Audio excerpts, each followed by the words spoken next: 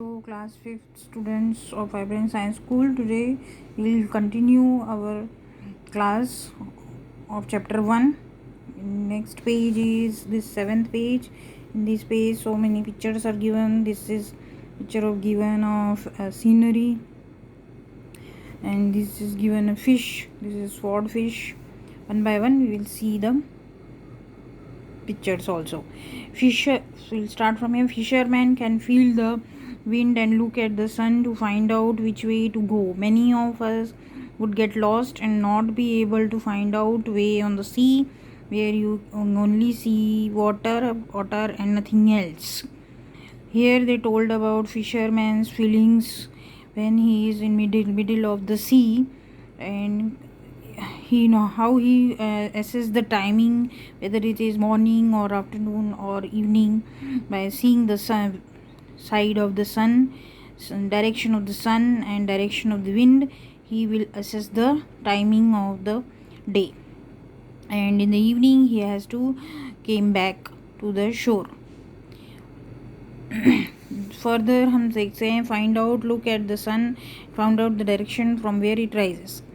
जैसे कि आप पहले पढ़ चुके हो कि sun rises from the east, तो सन की डायरेक्शन देख के फिशरमैन को मालूम पड़ता है कि अभी दिन का कौन सा टाइम हुआ है, सुबह, दोपहर या रात, शाम होने वाली है.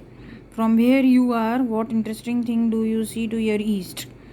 आप जहाँ पे भी बैठे हो वहाँ पे देखने की कोशिश करिए कि आपकी ईस्ट में कौन सी चीज़ें रखी हुई हैं.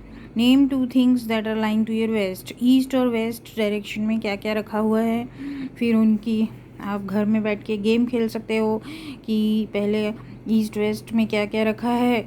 उन चीज़ों को you just assess 5 minutes and then after closing after ending of 5 minutes आप उसको अलग अलग ड्रॉ करिए नोटबुक में. ईस्ट में क्या है, वेस्ट में क्या है.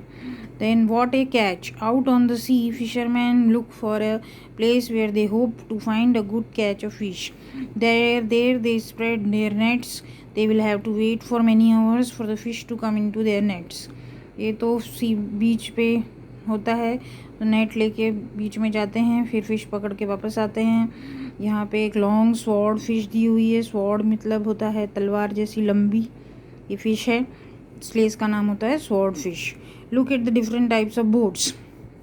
बोट के अलग अलग टाइप की होती है, लास्ट क्लास में भी हम पढ़ चुके हैं.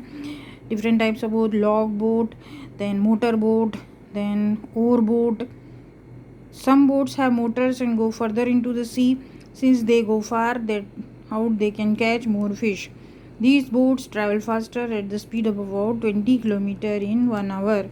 How far would the motor boats go in 3.5 hours? How much time will they take to go 85 km?